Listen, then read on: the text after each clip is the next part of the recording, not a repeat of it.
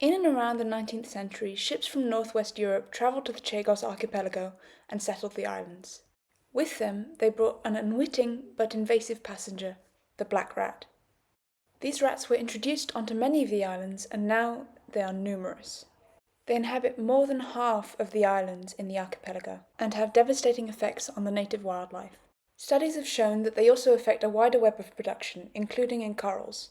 This particular study found that nitrogen deposition was 251 times higher on rat-free islands, and seabird density was 760 times higher. So what does this mean, and how can we investigate further? Well, first it's important to understand how this ecosystem is connected.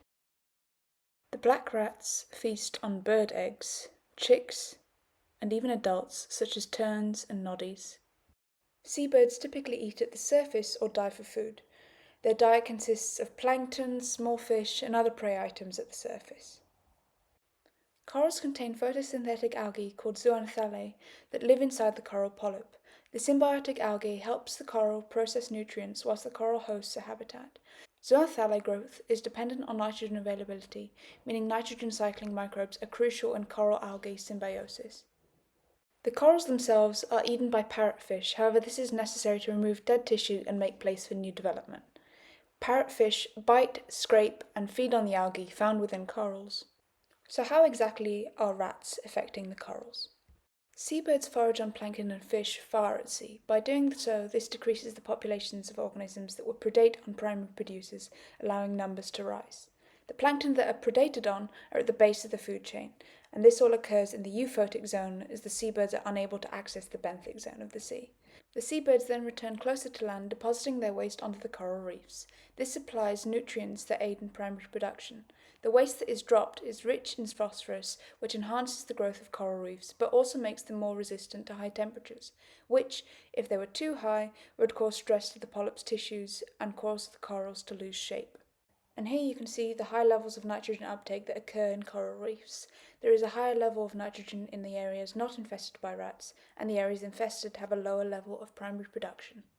I'm now going to walk you through several different methods used to determine how much of an effect rats have on this ecosystem. To understand the movement of nutrients to the islands and the adjacent reef, nitrogen levels, being the best indicator for productivity, was measured. From both rat-infested and rat-free islands, samples of soil and of the coastal plant Estacada were taken. From the adjacent reefs, samples were acquired from multiple sponge and macroalgal species, and at the highest point in the reef, damselfish. Nitrogen levels were measured indirectly via an isotope called a nitrogen-15. Differing by only an additional neutron, nitrogen-15 levels increase in material in the same way as nitrogen does, and can be used as an analogous measure for nitrogen levels. Nitrogen isotope levels were almost 4 times as high in rat-free areas. It was also high in the coastal plant Estacada, which suggests that nitrogen was transferred from the ocean to the island plants. The opposite was also observed, with nutrient transfer to the nearby reef via rain and water flow.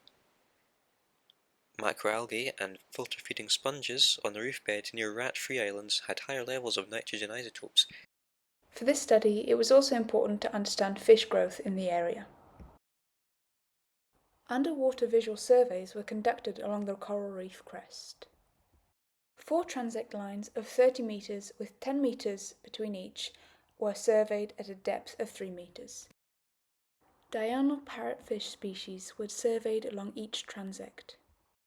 Parrotfish grazing was observed and calculated at each site. Bite rates of parrotfish were quantified for 3 locations: Lizard Island, Australia, northern Sumatra, and the central Red Sea.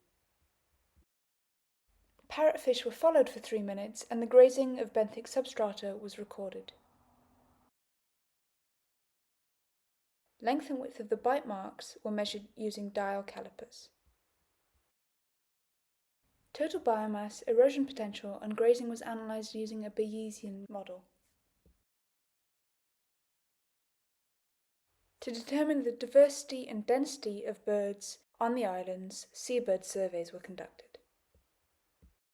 Seabird surveys were done on breeding seabirds for 6 years on each island, between 2009 and 2015. These surveys were conducted by counting the apparently occupied nests, or AONs. First, every coastline was surveyed. To aid the finding of the AONs, evidence such as droppings and feathers were used, along with scent in some species, such as the shearwater musk. Then the terrestrial habitats on the islands were surveyed. It was found that there was no breeding seabirds on Île Poule, Grande Île Mapou, Île Fouquet, Eagle Island, and both Île Anglaise Islands. When counting the apparently occupied nests, different techniques are used for different bird families.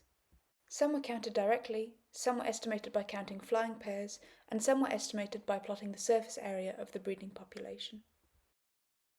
The biomass of all the bird species was estimated using the average mass of an individual, as registered in the Handbook of Birds of the World.